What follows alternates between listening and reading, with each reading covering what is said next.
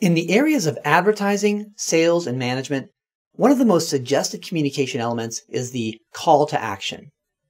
The call to action occurs when the communicator asks the recipient to actually do something, whether that something is to click or subscribe or share or call or visit or even make a purchase.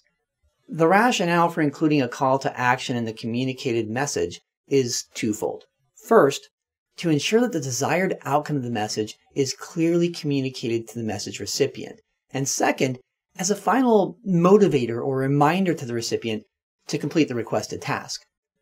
In networking, however, your call to action to the recipient of your networking activities essentially could end up being you making a request of a person who you don't necessarily know very well and who you may have just barely met. That request may seem out of place or awkward or even downright pushy. Also, it puts the responsibility of the next step in the networking process in the hands of the other person, who likely doesn't have as much motivation as you do to move the process forward. So what should you do instead? The answer is to exchange the traditional call to action for a reverse call to action.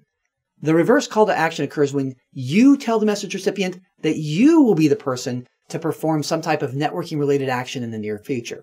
This could be something rather simple, such as, I'll send you a LinkedIn invitation, or something more involved, such as, I'll prepare an analysis of your industry and email it to you. 4 elements are necessary to make the reverse call to action effective. First, it must be stated to the recipient. This lets the other person know that you will take the next step and that they are not obligated to action at this time. This takes the burden off of the recipient, who has likely very little invested in this stage of your budding mutual relationship. Second, the reverse call to action must be reasonable and non-invasive. Saying that you'll stop by the person's office, or worse yet, stop by their home, could be seen as intrusive and would likely result in the proverbial hand-to-the-face rejection. An email, phone call, or connection via social media would likely be more appropriate for someone you just met. Third, the reverse call to action must move you to real action in the time frame stated. If you tell someone at a conference that you'll send them an email that evening, don't wait until the next day or the next week to follow up. Follow up promptly and as promised, even if it means staying up late to get the job done.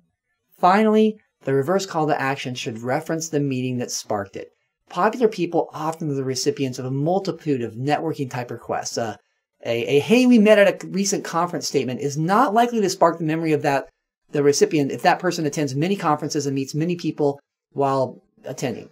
A better approach is to be painstakingly specific. For example, hi Julia, we spoke briefly outside the elevator Friday morning at the XYZ conference. You answered my question about your book, and I mentioned that I would send you the infographic I made based on your methodology. This type of follow-up is more likely to get the recipient to remember your mutual interaction. So, the next time you find yourself in a networking opportunity, practice using a reverse call to action by following the 4 steps outlined here. State your intentions to the recipient, be non-invasive in your intended action, follow up, and reference the original meeting. And remember, to build meaningful connections with someone new, put the burden of building that relationship on yourself and offer far more value than you expect to get back. In relationships, it's much better to give than to receive. If you found something new or helpful in this video, share it with someone else to help them in their journey to improve and succeed. Also, be sure to subscribe to learn more about marketing yourself, brand development, and digital marketing so that you can continue your journey to build a new brand you.